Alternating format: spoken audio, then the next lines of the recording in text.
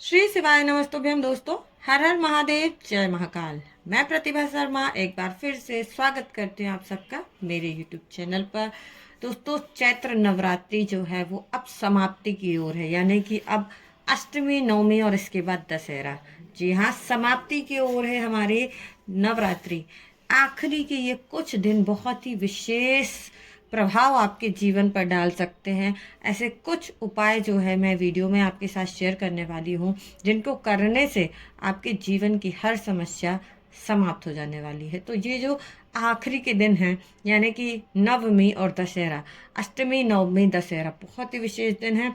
इन पर जो आपको उपाय बताए जा रहे हैं उनको ज़रूर कीजिएगा। अगर आपको ऐसा लगता है कि आपके भी जीवन में कई प्रकार की कुछ समस्याएं बनी हुई हैं, तो आपको इन उपायों को ज़रूर से करना चाहिए। दोस्तों, इस वीडियो में मैं आपके साथ एक उपाय शेयर करने वाली हूँ, जो कि बड़ा ही सरल सा उपाय है। 5-5-5 वाला उपाय। अब आप बोलेंगे 5-5-5 क्या भाई? यहाँ पर हमें 3 चीज़ें लेनी है और 5-5 की मात्रा में लेनी है, नहीं, नंबर ऑफ 5 की क्वांटिटी में 3 चीज़ें लेकर के इस उपाय को करना है। और करना कब है, ये ध्यान से सुनिएगा। ये उपाय जो है आपको ना तो अष्टमी को करना है, ना ही नवमी के दिन करना है।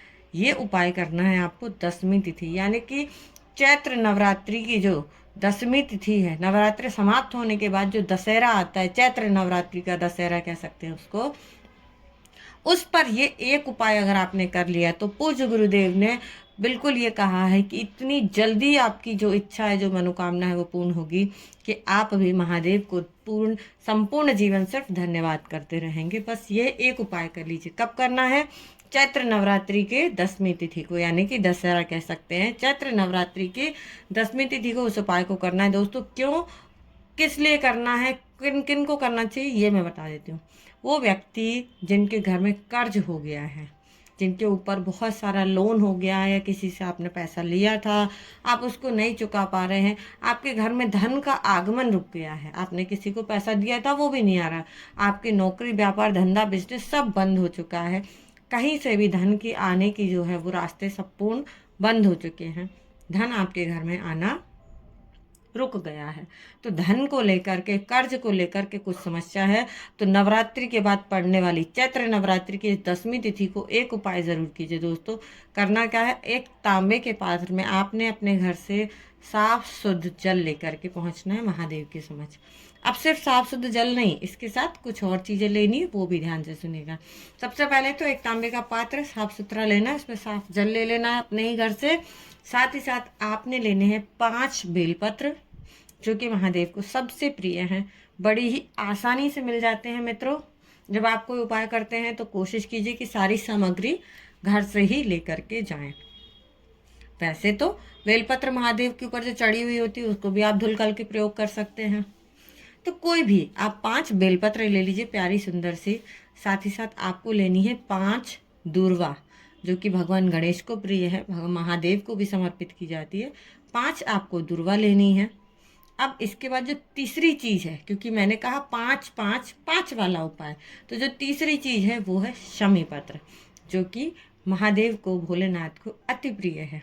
ये तीनों चीजें जो शिव शंकर को समर्पित होती है, ये 3 चीजें आपको 5-5 ले लेनी है, यानी कि 5 बेलपत्र, 5 शमी पत्र और 5 दुर्वा।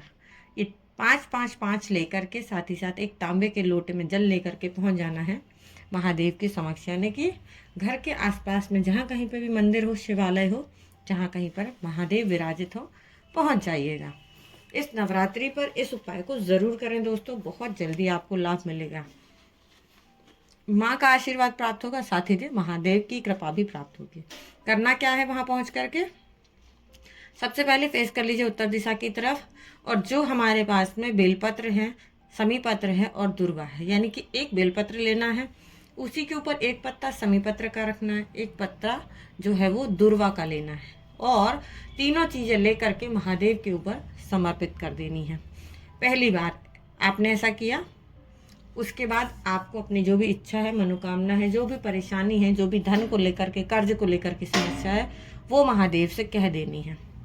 फिर से आपको एक बेलपत्र, एक शमी पत्र और एक दुर्वा लेकर के महादेव के ऊपर समर्पित करना है, और फिर से अपने कष्ट जो है वो महादेव को आपको कह देने हैं।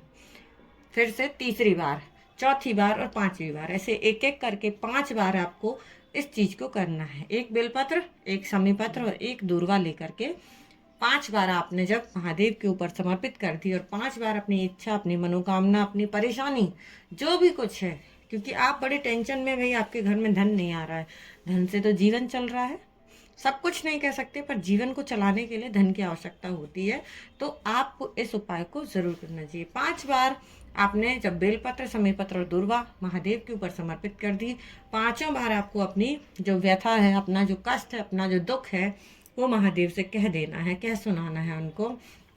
और जो लोटे में जल है, 1 लोटा जल जो हम अपने घर से लेकर के गए हैं, अब उसका क्या करना है भाई, ये जो 1 लोटा जल है ये महादेव के ऊपर समर्पित करना है।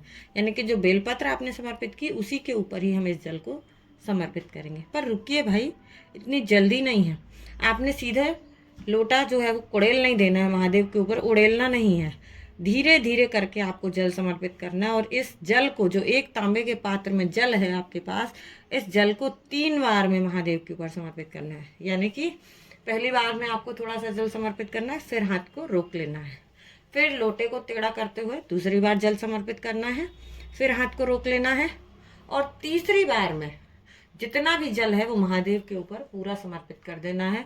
अर्थात 1 लोटे जल को आपको रुक रुक करके 3 बार महादेव के ऊपर समर्पित करना है।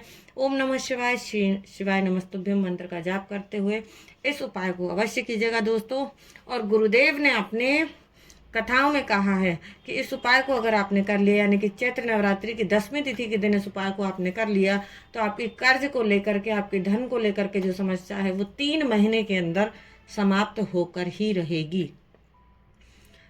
तो पूज्य गुरु जी की कथाओं को सुनकर दोस्तों मैं कुछ उपाय आप सबके साथ शेयर करने की कोशिश करती हूँ। चैत्र नवरात्रि में आपको बहुत कुछ उपाय मैंने बताए हैं। और तो वीडियो में दी हुई जानकारी अगर थोड़ी सी भी अच्छी लगे तो वीडियो को लाइक कीजिएगा, ज़्यादा से ज़्यादा लोगों तक शेयर कीजिए और कमेंट में महादेव का कोई एक नाम जरूर टाइप कीजिएगा। दोस्तों ऐसी ही महत्वपूर्ण जानकारियां देखने और सुनने के लिए मेरे साथ बने रहें।